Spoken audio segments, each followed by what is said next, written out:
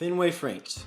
A Fenway Frank is not just some ordinary hot dog, but it's a hot dog from the prestigious baseball park known as Fenway, which is also located in Boston, Massachusetts. As you can tell, that's where the Boston Red Sox play. And also the first time I had this hot dog anyways was also the first time I'd ever been to a professional baseball game.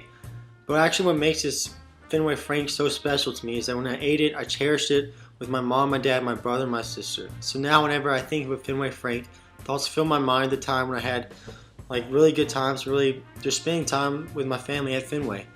And it has also shown me, besides memories, that the family is made of many different components and many different aspects, and like just like the hot dog is made of many different ingredients, the family is also made with many different ingredients.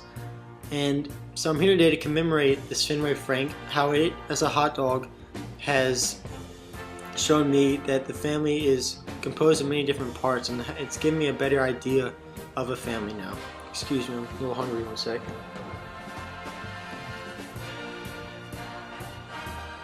The main ingredient of a hot dog is meat.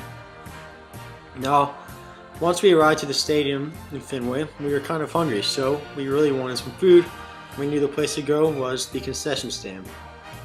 Once we got there, we didn't really know what we wanted, because we're new there and everything. It's our first time there. But all of a sudden, some type of aroma and just began to fill our senses. We just began to smell it. And that was the aroma of the slowly roasting meat of a Fenway Frank. And so we knew we had to have it. And you might be wondering, how does the meat of a Fenway Frank represent a family? Well, I'm about to tell you. According to Bruce Craig, he states that Frankfurts are made of very finely chopped, raw skeletal meats from various livestock mixed with seasonings, curing ingredients, and other semi-solids that are stuffed in casings. This is written in the book Dr. Dogs to Fenway Franks and All the Wieners in Between, written in 1989. So we see from this research that hot dogs are made of various different components, or the meat of hot dogs are made of various different components such as spices and different types of meats. And I believe this represents the many different personalities of each individual within a family. Take for example, my mom and my brother, they love the outdoors. They love to go hunting, fishing, and they can go camping out there for 2 weeks without electricity or TV or anything and be perfectly okay with it. They'd have a great time. But on the other hand, me, my sister, my dad, I don't think we could do that. We could do it for maybe a day at the most, but I mean, we enjoy it, but we enjoy the city more, we enjoy civilization more, and all these different types of things. And our family is different.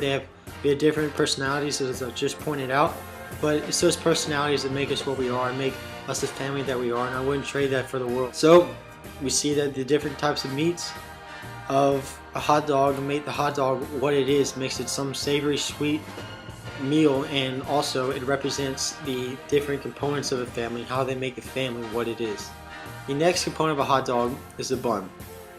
Now, the bun of a Fenway Frank is not just some ordinary hot dog bun, but it's called a top split bun.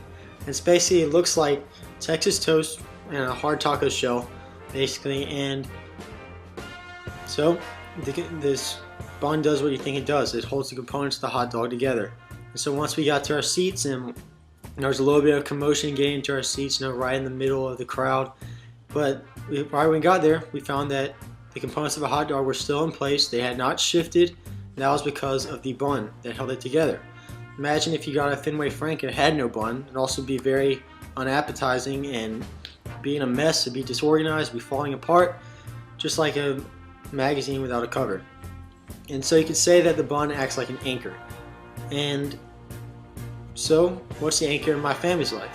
As you know, I'm a Christian, and I'd say the anchor in our life is Jesus Christ. There have been many times in our lives where one of us has said something or done something that has brought anger and bitterness and so many other things to rise up, like a thick fog in our lives. But God's just given us His love and His forgiveness, that even though we've messed up, even though there should be bitterness and there should be just rejection, we still show that love to that person, and then He's just given us that ability to forgive.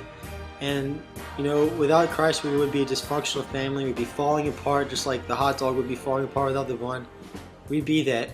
But God has been our anchor, and He's helped us to stay together as a functional family, And I know we all have our bad times, but God's always been there and helping us. He is our anchor, just like the bun is an anchor to a hot dog.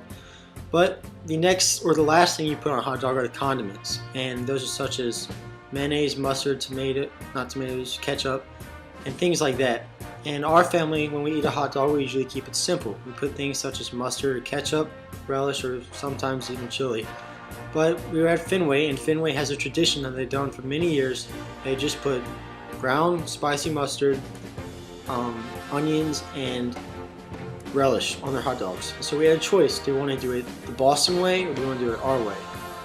And this would basically be like you're going to Italy, okay, and you go to a famous restaurant because you've heard it has a famous pasta dish. And once you're there, the pasta dish is on your table, but you're dissatisfied with it, and you go tell the cook, or you tell the waiter, or tell the cook that you don't want the pasta made this way. You want it made the way you want it to be made, and that's the only way you're going to take it. You know, it'd be very rude and disrespectful and offensive to the cook when you tell him that, you know, because you took a lot of time to prepare that, and he's been doing it many years.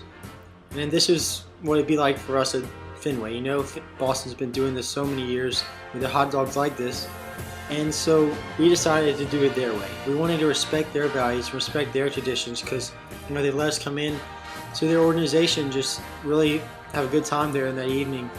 And I believe this shows something about our family, that we respect others' values, we respect their traditions, and, you know, their beliefs, and that we want to honor them and put them before us, you know.